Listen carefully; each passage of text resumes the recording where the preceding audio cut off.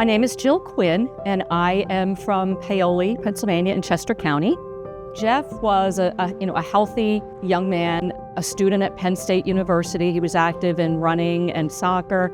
He was very passionate about soccer. He had a wonderful sense of humor. He made us laugh because he would get so involved. He would just yell at the TV when he was upset.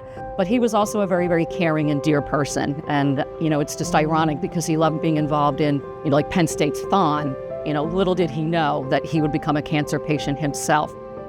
In 2016, in his junior year, right after the Christmas holidays, he called us one night and said that he wasn't feeling well.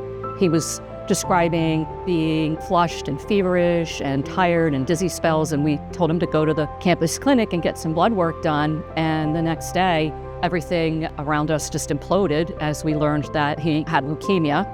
He was transferred from the Penn State Hospital by ambulance to the University of Pennsylvania, where he was inpatient for his first, 5 weeks.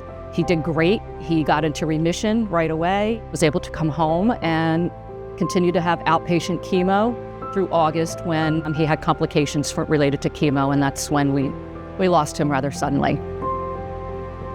After we lost Jeff, I had decided that I was not going to go back to work. I was at a good place to take early retirement, and I wanted to get involved with giving back to others who were going through a cancer journey on their own. So I called Cheryl and told her that I wanted to become a volunteer, and she told me that the best way for me to help would be with the Nick's house in Swarthmore, where we are today, that was going to be opening within the coming year. And then once the house opened, I became a weekly volunteer, just to be on site one afternoon a week, to be a presence there for patients, to chat with them, just listen to them, share my story if they asked, and just help them feel comfortable since they would be so far away from home that it's nice to have a friend and somebody you can talk to. So in addition to volunteering at Nick's house, my husband and I learned of the opportunity to help serve Thanksgiving dinner at Penn. We've made that a tradition every year, and we just think it's a really great way to spend a good part of that holiday. I think it means so much to the families and patients that are in there to have a good meal. So we look forward to doing that as many years into the future as possible.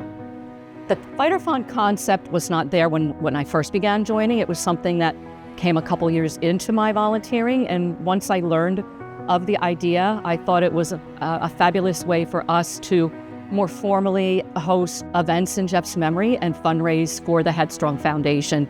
With the support of the HEADstrong team, we're able to reach out to our network of friends and family and the broader community and bring in money in his memory for what we think is an amazing mission.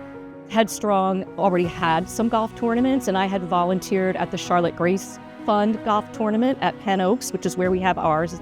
So I started chatting with some of my friends and said, why do you not participate in charity golf outings? And, the answer generally was, well, we feel a little bit intimidated. It's mostly men. We don't feel we're good enough to keep up with them. So the first idea was to have a ladies-only golf outing, to really get ladies involved in something that's typically been historically a men's event. And the first 2 years was ladies only. It was very successful.